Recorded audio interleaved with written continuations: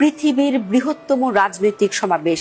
BNP দাবি করেছে জনসভায় 50 লাখ মানুষের সমাগম হয়েছে। পৃথিবীর ইতিহাসে বৃহত্তম রাজনৈতিক জনসভাটি হয়েছে 2003 সালে ইরাক যুদ্ধের বিরুদ্ধে।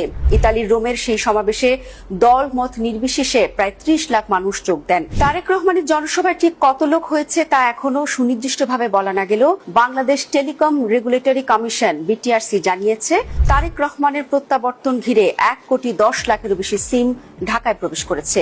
আর পূর্বাচলে 300 ফিটের সমাবেশ স্থলের কাছের টাওয়ারগুলিতে 30 লাখেরও বেশি সিম অ্যাক্টিভ আছে। অর্থাৎ যে কোনো হিসেবে এটি ছিল পৃথিবীর বৃহত্তম সমাবেশ। রেকর্ড হয়েছে তারেকের ফ্লাইটের নজরদারিতেও। শুধু একটি ওয়েবসাইটে প্রায় 50,000 মানুষ তারেকের বিমানটিকে ফলো করেছেন। অন্যান্য ফ্লাইট স্ক্যানিং সাইটেও ছিল হাজারো মানুষের ভিড়। সবাই জানতে চেয়েছেন তারেক রহমানের বিমান এখন কোথায় আছে, প্রতীক্ষা ছিল কখন নামবেন।